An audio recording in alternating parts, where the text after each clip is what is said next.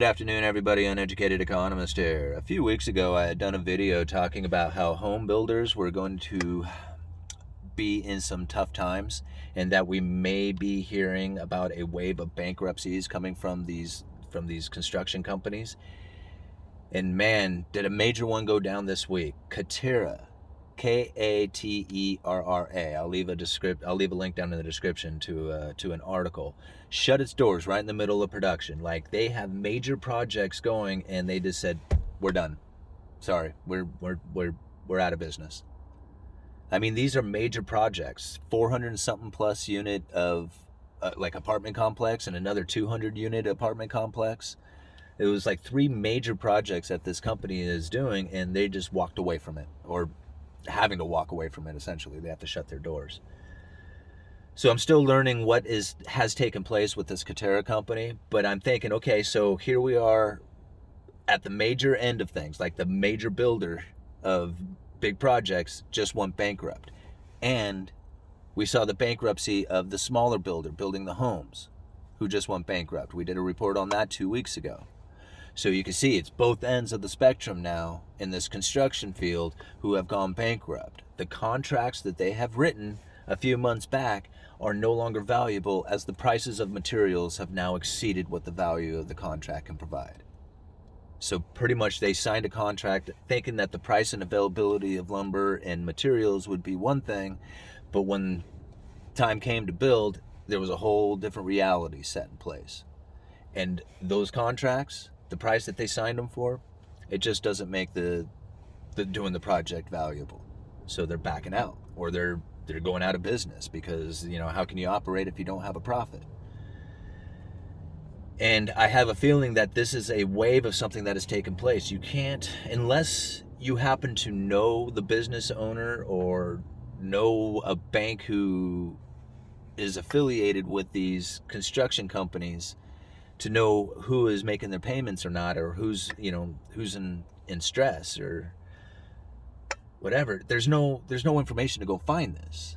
You just have to keep your ears out there, listen and watch and see who it is that is failing, and if it's starting to grow. Because once the news comes out that these construction companies have failed, it's already too late. The wave has already taken place, and then they can report on it.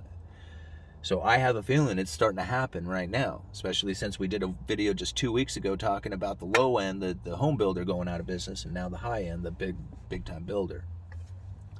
And we also done a video talking about how the demand for lumber is starting to decrease.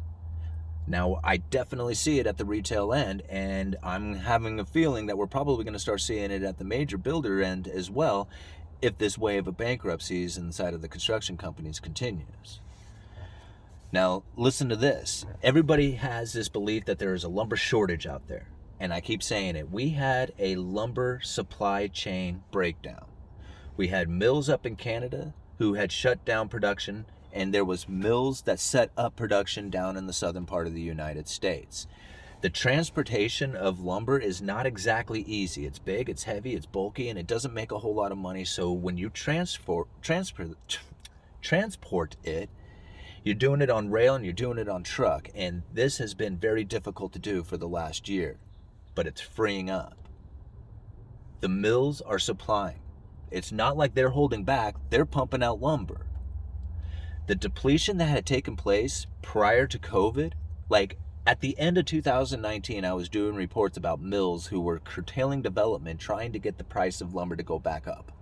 The price had been plummeting. It had been dropping dramatically from $650 per thousand. It dropped all the way down to $200 per thousand. And we had these huge mill curtailments, inventory depletions, and then COVID hit. We had more depletion of inventory, and the people got their stimulus check and went out there and bought up a bunch of lumber, depleting the inventory even more. So we started off at very small amounts. All the lumber yards, all the distribution networks, all the mills had very low inventory. And there was a huge demand for it over the last year. Filling those sluices back up is very difficult. Everybody wants it, and they were willing to pay any price, especially if you're trying to build a home. But the sluices is getting filled, okay? The distribution networks are filling up. The lumber yards are getting their material. But the prices are off the charts. and they're starting to come down. Already 500 per thousand has come out of the futures market. I remember when lumber priced at 500 per thousand would have been expensive. Now you can take 500 per thousand out of it and it's still priced expensive at high 12 per thousand, 1200 per thousands. So it's going to take time. It's going to take time to filter through all this expensive lumber that has been filling the system up before we start seeing the retail end of prices drop. And the havoc that it's going to leave behind, I can only imagine. But listen to this. The Western SPF. Now, for those of you who don't know, I get a email once a week that kind of gives me an idea of what's going on. It's just a brief informational letter that kind of gives you an idea of what's going on in the different regions throughout the United States, and it's very simple stuff. It's not like any kind of detail to it at all.